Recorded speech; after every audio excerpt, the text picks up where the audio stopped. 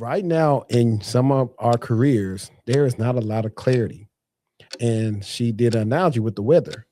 So out here, what do they tell you? One of the first things you learn in driver's ed is only drive as fast as conditions allow. Right now, you can only go as fast as your conditions allow you to because you don't have clarity. You do not know what you want to do or where you're going.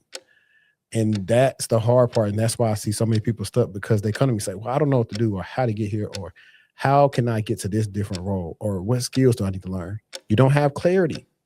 As soon as we get clarity, you're able to execute on everything and your conditions have gotten better. It went from snowing and sleeting to now it's drizzling.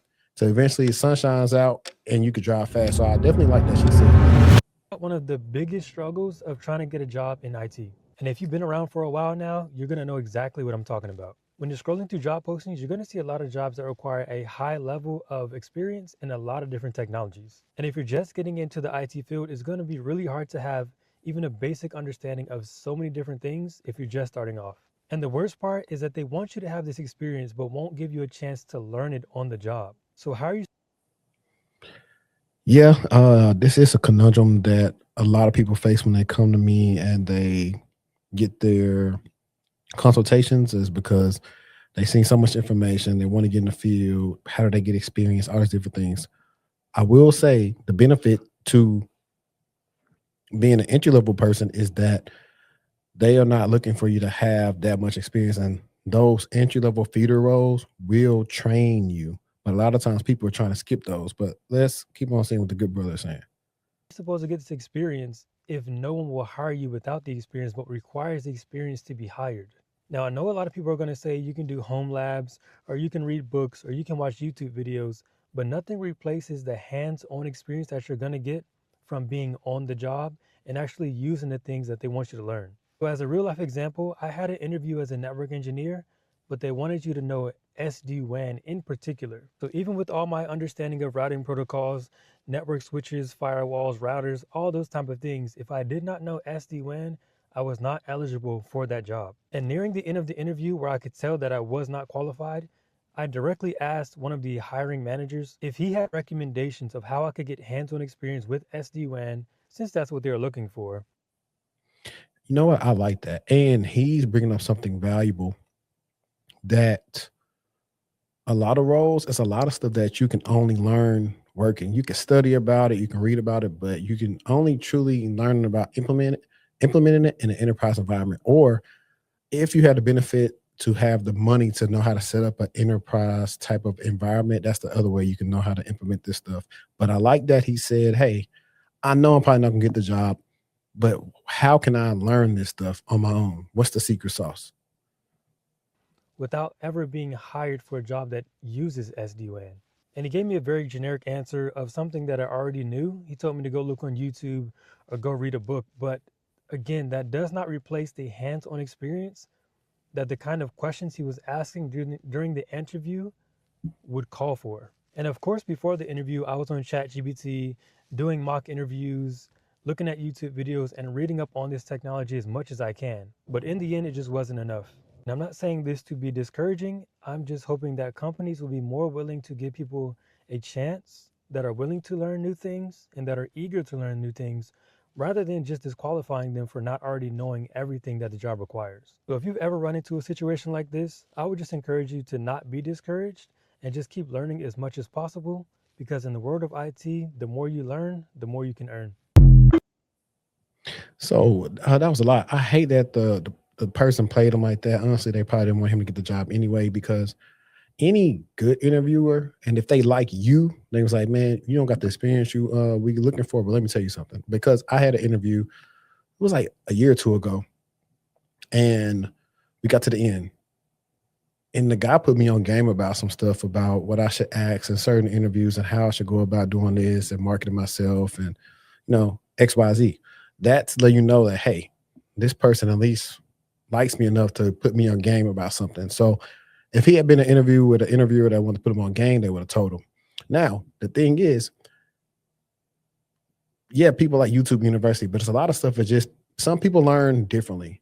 And when a lot of people want to talk about, oh, this person's selling this course or this cohort or this or that, I want to remind you that everybody does not learn the same. Yes, pricing may be an issue for you, but it's not an issue for all.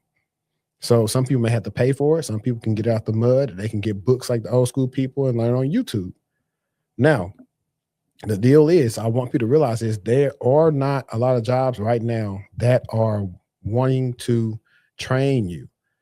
There is a there is a video we reacted to on episode 200, and that guy wasn't in that job long enough, and he stated some stuff in the job like about they weren't currently doing good in the role.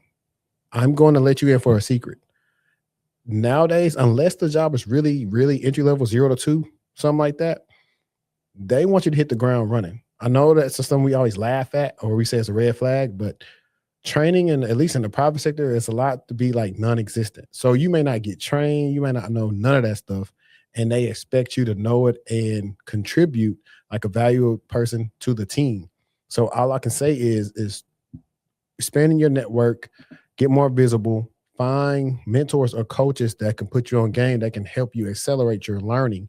And that's the key thing, accelerating the learning. Because sometimes a lot of people don't have like help desk is the only job I had where they trained us. I think it might have been for like a month, maybe a month or like 5, 6 weeks, to where they trained us, they let us shadow, we had help on the calls, and then after that, we had a lot of KB articles to reference and do that. Other than that, I didn't have that any on the job. It was like, figure it out, figure it out, figure it out, figure it out, figure it out, figure it out. You're supposed to be the person we paying all this money to. You should know how to do the work. I'm just gonna put it like that.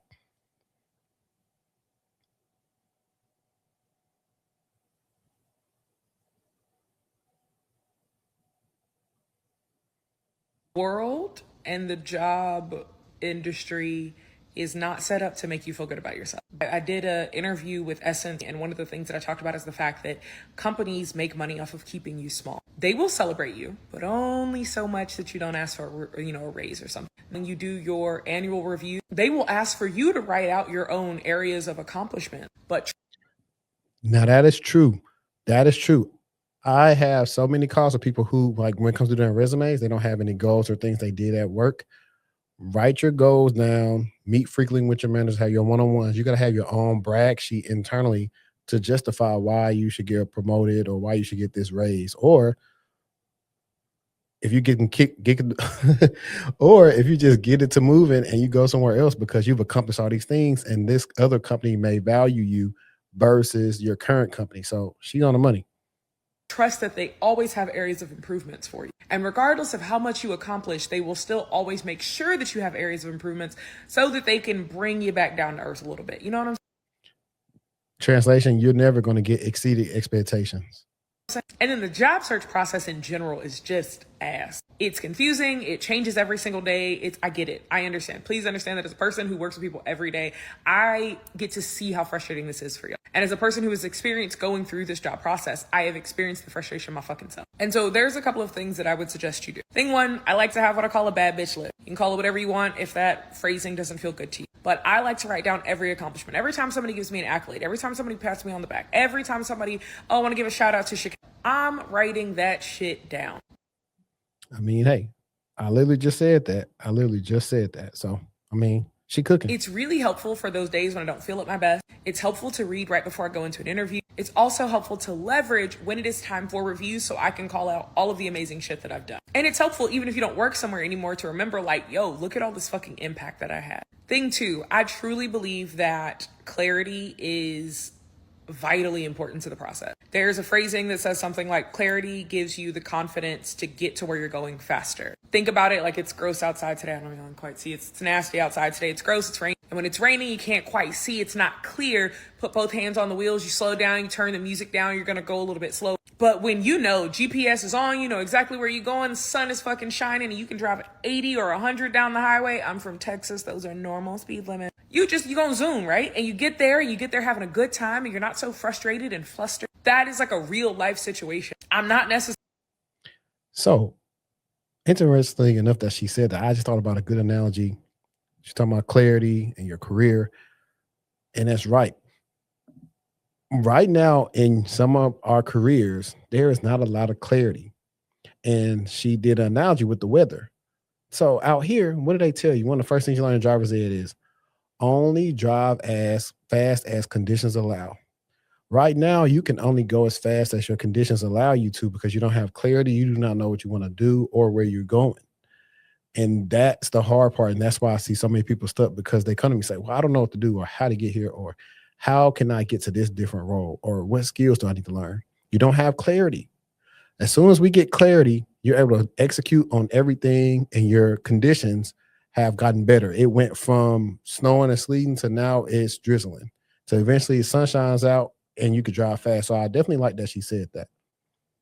Necessarily trying to pitch you on like our services or whatever, but I would be remiss to not bring them up. This is the point of us having services, so that way we can help people with the clarity part and getting there faster. You can do it by yourself, but how long will that take? And how much frustration will you put yourself in? And that frustration leads to what? Fucking imposter syndrome. You ain't good enough. You don't think anybody wants you because all you're seeing, hearing, and experiencing is rejections. I get that. So why continue to suffer? That's my 2 cents. I know that was a little lengthy, but those are my 2 suggestions to you is 1, get yourself a brag book, bad bitch list, whatever thing you want to call it. 2, don't gaslight yourself. This shit is hard. It is fucking hard. It does not make you weak. It does not make you not good enough. You are smart. You are capable. You are fucking amazing. The industry is just not set up to be in your favor. And that. Yeah, I'm gonna let her, leave with that. I mean, she definitely had a point with that. But no, definitely. And right now I could just talk about my services a little bit. For those that have been following me on social media, I just posted some great wins. I just had a guy literally almost double his salary, went from $46,000 a year to now he's at like 84 because he gets a bonus. So he's right now base would be $80,000. Here's the kicker. When we were talking and you guys have seen the screenshots, he only wanted to get 70K and they offered him more because he did a great job. And he was able to get there because I gave him clarity. We helped him out, resume, LinkedIn, all the small things that you guys do not pay attention to, we helped out with that. So if you need that and you want to go ahead and change your life, go ahead and click the link in the bio. That's all I can tell you. A candidate cost himself an interview in the most preventable way. I reached out to a candidate this morning for a position that they looked good for that I was hiring for. They said they were interested, and I said, can you send me over your resume so I can get you into our system and email you over a link to set up the interview? Their response to me, the recruiter who reached out to them to set up an interview with them for the position, was, I don't have time to tailor my resume and make it past the AI bots. But I tried to lighten up the situation and say, haha, I am the AI bot. I'm inviting you to interview. I just need your contact information. Their response to me was to tell me how long they've been in the industry and that their skill set is something the company will definitely be interested in. Before he keep going, there is a thing of people doing too much and talking too much. We see this on TV shows or anything where people are blowing their chance with the woman that they want or whoever it is. They just won't shut up. In football, you got this on offensive side or defense. And they got this term called when you see green grass, you got to hit the green grass. The green grass was saying, hey, send me your resume. You do not reply to send me your resume and say, oh, hang on, let me get full screen. You do not reply to send me your resume by saying, I don't think I'm gonna beat the bots. If the person reached out to you, you beat the bots. There will be no bots looking at your resume. They will be looking at it. They will be the person that can directly say yay or nay to the hiring manager based on your skill set once they screen you. Like, y'all gotta get out your head and stop doing so much. Say less.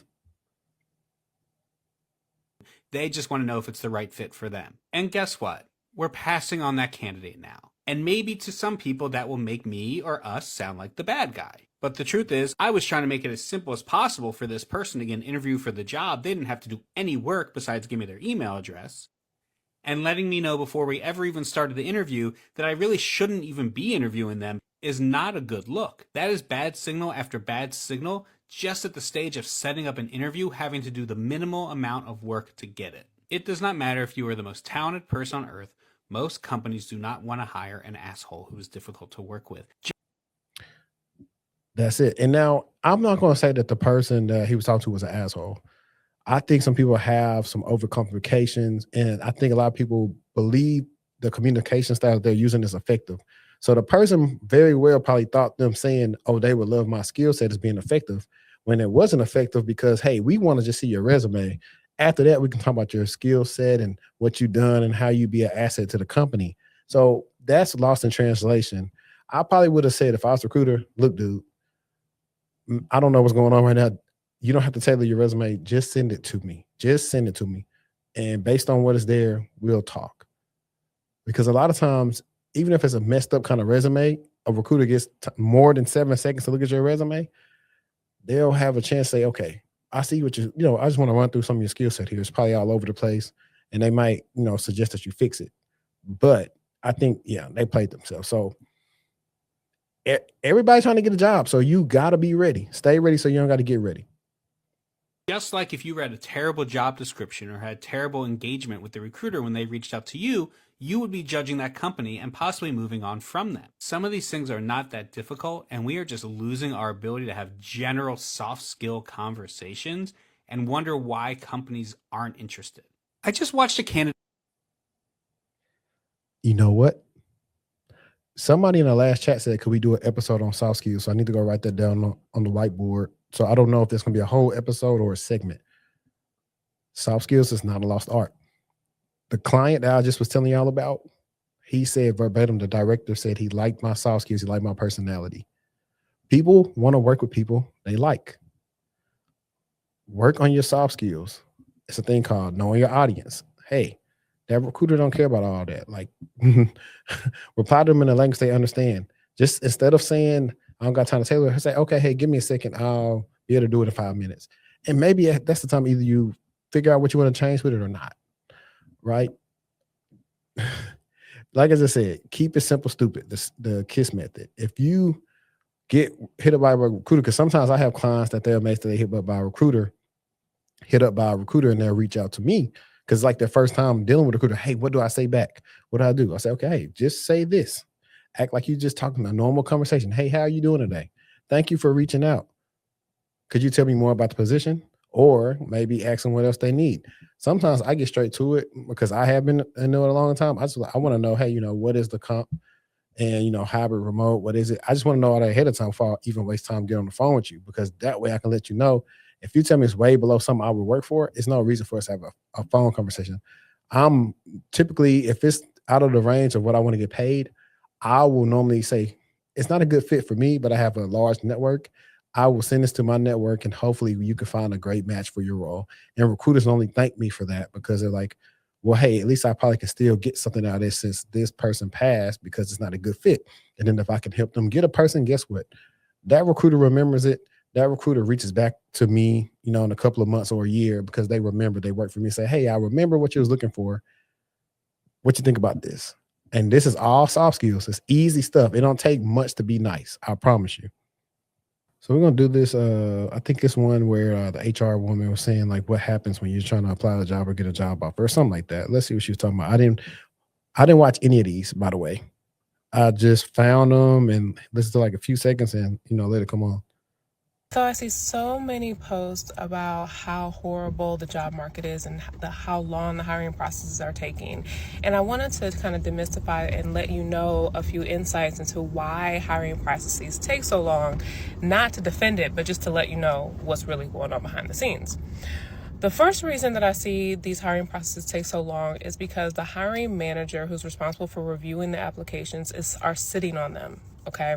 So oftentimes as a recruiter, I'm sending, like I've reviewed all the applications that's come in. I'm sending like a shortlisted 15, 20 candidates to the hiring manager to say, hey, I think these are some of the best that have come in so far. Take a look. Let me know who you want me to phone screen. And sometimes I can sit on their desk for a few days or a week or sometimes longer. And no matter how many times we ping them to remind them like, hey, right, like we just can't force that process to go faster. So that often comes up. I'm gonna stop it right there. If that is something that's happening, that's not a role you may be interested in because maybe they just trying to get some candidates and they're not really trying to hire for real. Because if they need you ASAP, that same day or next day, they're gonna reach out and they're gonna hit you up. So stuff like that drives good talent away. So hiring just like that, unless you're like super busy or you need to get somebody else on the job, get them on the job.